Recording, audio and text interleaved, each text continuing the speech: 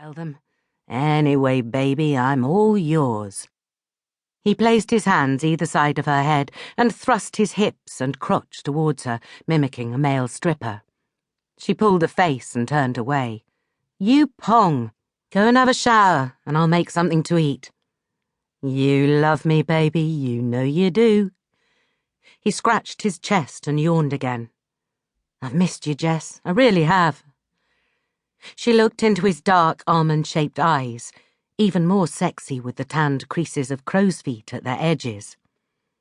Yes, and I've missed you, she murmured, closing her eyes and forming her full lips into a shape for kissing, but he was already on his way to the bathroom. With a sigh, she got up and made her way to the fridge. There were plenty of eggs, a slab of cheese, and some mushrooms. Ryan hadn't touched a carbohydrate since the third person in their relationship, Cosmo Vanini, had entered their lives. Will an omelette do you? She called, but he couldn't hear her over the sound of the shower. Two pairs of beady eyes popped up over the dog basket next to the dishwasher. Jess bent down to tickle a brace of plump tummies. Daddy's home, girls. Elsie and Ethel were miniature Dachshund sisters.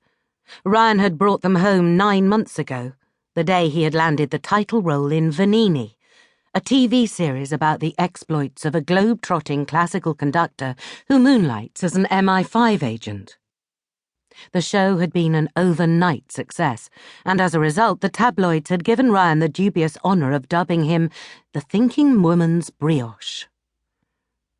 Jess recalled that cold January afternoon, when he'd poked his head round the living room door, the smell of frosty air clinging to him. She was huddled on the sofa in front of the TV, swaddled from head to toe in their duvet to combat the lack of heating, watching Deal or No Deal, and wondering whether she should apply to be a contestant, in the hope of bringing home some prize money. One look at Ryan's face told her his audition had been successful. Oh my God, you got the job? The icy temperature forgotten, she'd thrown off the duvet and leapt up from the sofa. Yep, call me Cosmo. He pushed the door wide open and stood in front of her, smiling self-deprecatingly, still wearing the huge, misshapen tweed overcoat that he'd bought in the charity shop the previous winter. For a moment, Jess could only jump up and down on the spot, beside herself with happiness. Then she ran across the room, hugged him tightly, and kissed him. I'm so happy for you. This is it, Ryan. This is your big break. Oh my God, we can pay the gas bill.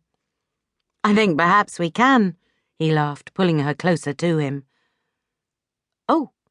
He loosened his grip on her and created a little space between them. Almost forgot. I've bought you a present to celebrate. She smiled, wide-eyed with excitement, thinking of the silver earrings she'd pointed out to him the previous weekend. You mustn't, Ryan, we don't have any money yet. He opened his coat and rummaged in the deep poacher's pockets within. Ta-da!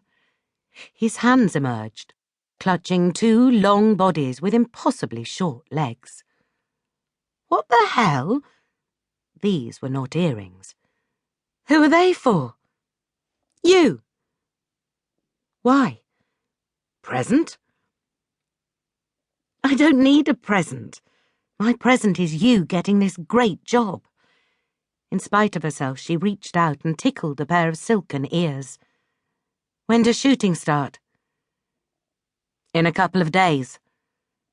Gosh, that's quick. Where? Jess asked.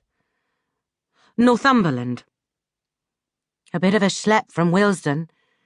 Yeah, then Milan, New York, and Hong Kong. She stopped the tickling and looked at Ryan. For how long? 6 months. His eyes dropped to the 2 warm, wriggling pups. Jess pushed her hair behind her ears, suddenly feeling all of her pleasure at the news drain away. 6 months? But you will be coming home, won't you? Backwards and forwards?